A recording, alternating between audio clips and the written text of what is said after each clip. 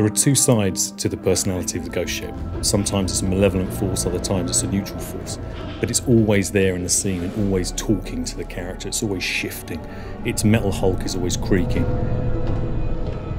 The ship's always responding to the waves outside, the environment outside, and we try and bring this into the environment for the player when they're inside the ship.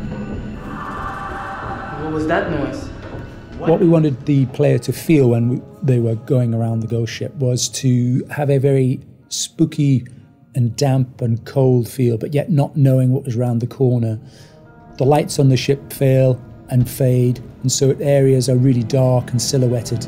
We wanted it to feel like a dungeon, so we had chains rattling and there's smoke and mist and all of these atmospheric clues to horror films. That's what we wanted to exist inside of this ship.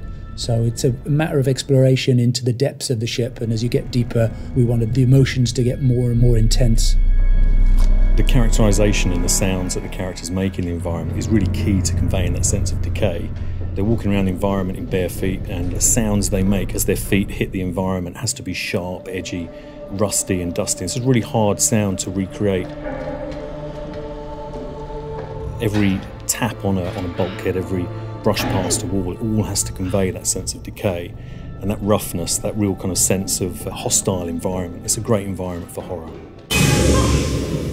The way the ship's built, there's lots of very unique areas that you wouldn't normally find in everyday sets, such as very long, tight corridors, and they can present somewhat of a challenge when you're thinking about how to shoot in there, but you can kind of use that to your advantage by making shots that work in there that then lend a certain character to it. So for example, we used very short lenses to deal with those wide corridors, which then gave it a nice distorted feel at times and a very acute angle to some of the shots, which creates a certain tension, which was actually like really fitting for those scenes in the ghost ship. Where are you taking me? Now, why would I tell you? It's a nice mixture between uniformity of the military style structure and also the chaos of something that is old and creepy and has kind of been overtaken by nature a little bit.